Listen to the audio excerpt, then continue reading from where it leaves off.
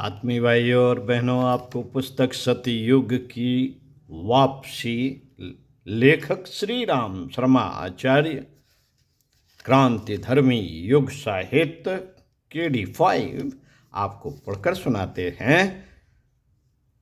पृष्ठ 6 से विभीषिकाओं के पीछे झांकती यथार्थता।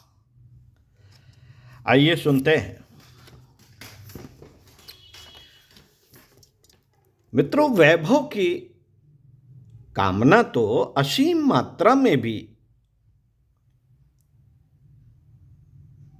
की जा सकती है। वैभव की कामना तो असीम मात्रा में भी की जा सकती है, पर उसे एकाकी पचाया नहीं जा सकता। मनुष्य के पेट का विस्तार थोड़ा सा ही है। यदि बहुत कमा लिया गया तो सब की उद्रस्त कर जाने की ललक लिप्सा कितनी ही प्रबल क्यों ना हो, पर वह संभव हो नहीं सकेगी।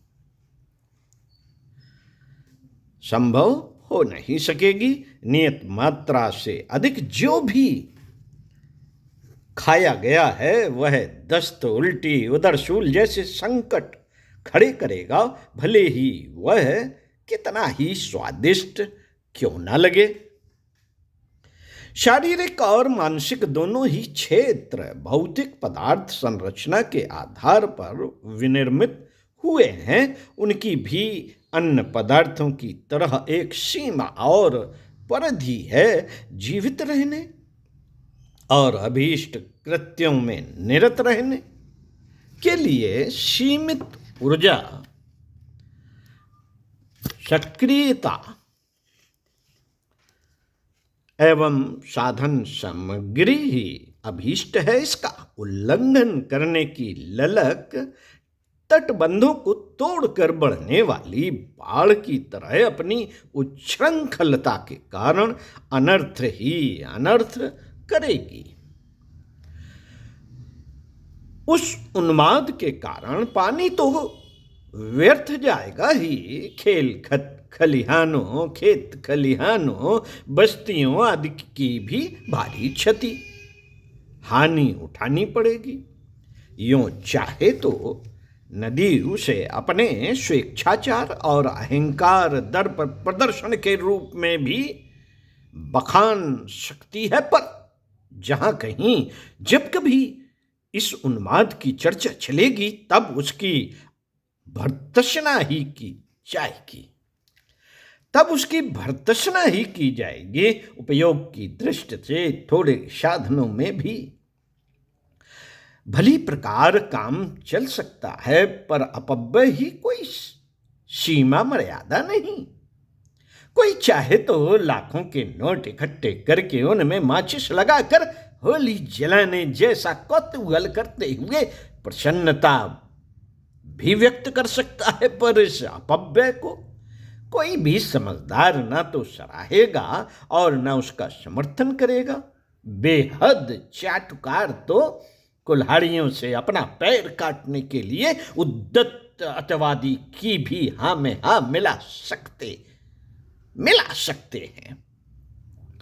वासना और तृष्णा की खाई इतनी चौड़ी और गहरी है कि उसे पाटने में कुबेर की संपदा और इंद्र की समर्थता भी कम पड़ती है। तृष्णा की रेगिस्तानी जलन को बुझाने के लिए साधन सामग्री का थोड़ा सा पानी कुछ काम नहीं करता। अतृप्त जहां की तहां बनी रहती है। थोड़े से उपभोग तो उस ललक को और भी तेजी से आग में ईंधन पड़ने की तरह भड़का देते हैं। मन में छुपे रुस्तम का तो कहना ही क्या, बस वह राक्षस की तरह अदृश्य तो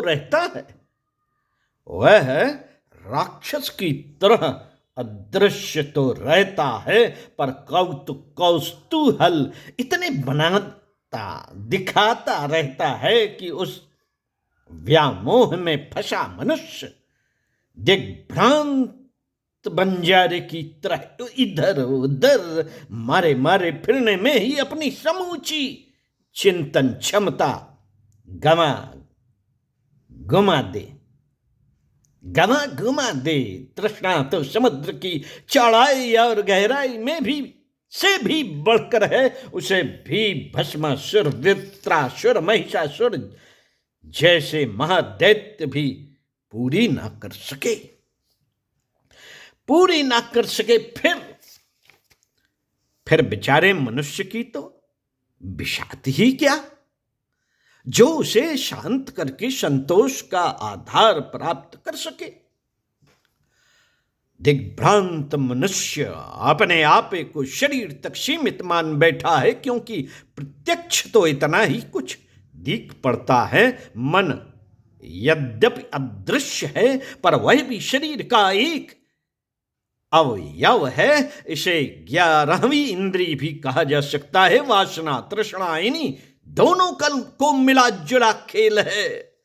वासना तृष्णा इन्हीं दोनों का मिला जुला खेल है, जो अनंत काल तक चलते रहने पर भी कभी समाप्त नहीं हो सकता। इसी उलझन के भवबंधनों में बंधा हुआ जीव चित्र विचित्र प्रकार से अभाव अनुभव करता, असंतुलित रहता और उद्विग्नता, चिंता, आशंका के त्रास सहता रहता है। आश्चर्य इस बात का है कि अवांछनीय जाल जंजालों से अपने को उबारने के लिए कुछ करना तो दूर, सोचने तक का मनुष्य प्रयास नहीं कर पाता। उल्टे अनाचारों पर उतारू होकर दूसरों को भी वैसा ही करते रहने के लिए उकसाता रहता है, भले ही वह अनर्थ स्तर का ही घृणित क्यों ना हो, घृणित क्यों ना हो। यही है अपने समय के मनुष्य का तात्विक परवीक्षण। मूर्खता को कहने सुनने में तो उपहासास्पद बताया जाता है, पर वस्तुतः वह अपनी इतनी प्रबल एवं आतुर होती है कि उसके आवेश को रोक सकना अच्छों के लिए भी कठिन हो जाता है। यह उन्माद जब सामूहिकता के साथ जुड़ जाता है तो फिर स्थित उस विशालकाय पागलखाने जैसी हो जाती है, जिसमें रोगी एक दूसरे को उकसाने, भड़काने, गिराने, गलाने जैसी विडंबनाओं में ही लगे रहते हैं। वे सभी मात्र हानि उठाते हैं। गीताकार ने सच कहा है कि जब दुनिया सोती है तब रोगी जागते हैं।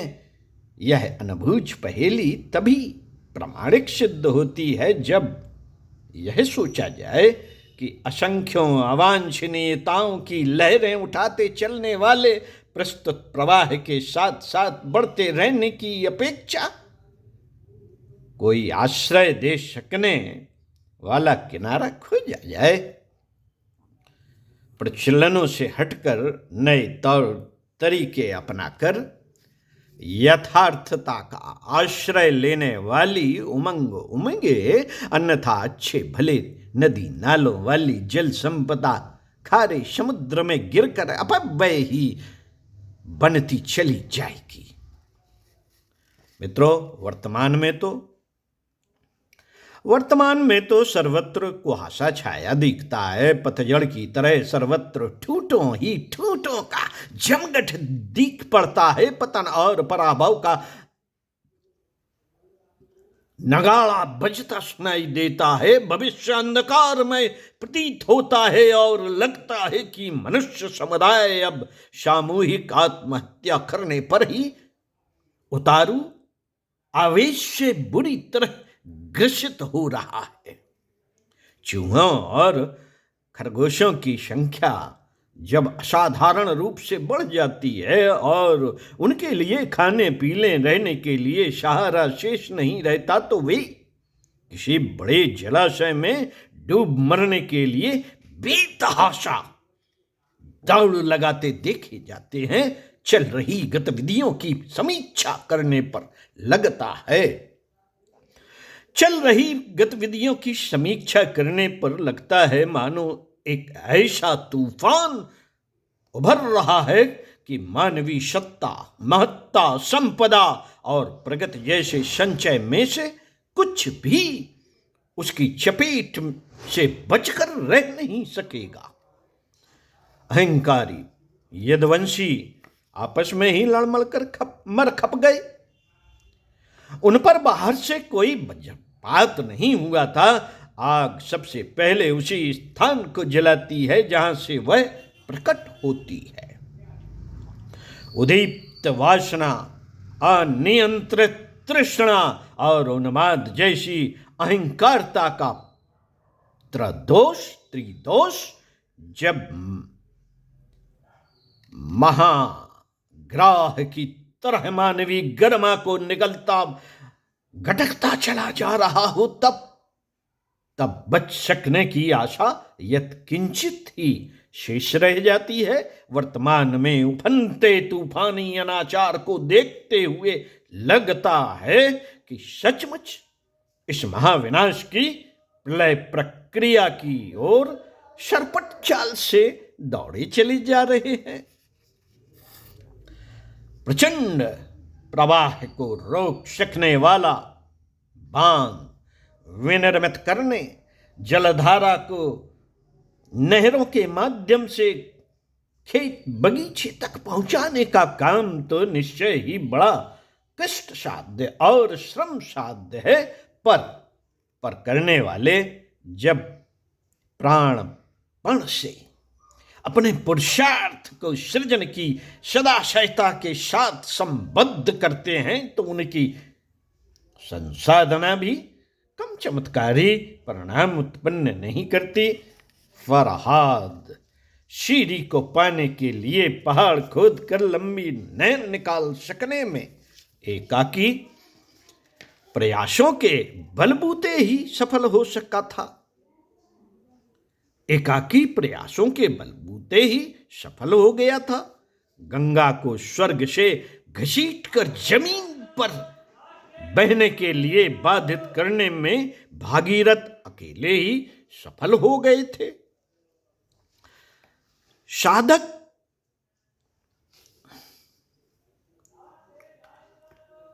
व्यापक अंधकार पर छोटा दिखने वाला सूरज ही विजय प्राप्त कर लेता है। अस्तु यह आशा भी की जा सकती है कि मनुष्य में उत्कृष्टता का उदय होगा तो यह वातावरण भी बदल जाएगा जो हर दृष्टि से भयंकर ही भयंकर दिख पड़ रहा है। श्री राम शर्मा आचार्य, पुस्तक सतयुग की वापसी पढ़ते हैं। अगले वीडियो में फिर से आपको पढ़कर सुनाएंगे। इसी पुस्तक के पृष्ठ 10 से महान प्रयोजन के श्रेयाधिकारी बने। तो साथियों, सुनते रहिए कुछ अच्छा और पढ़ते रहिए कुछ अच्छा।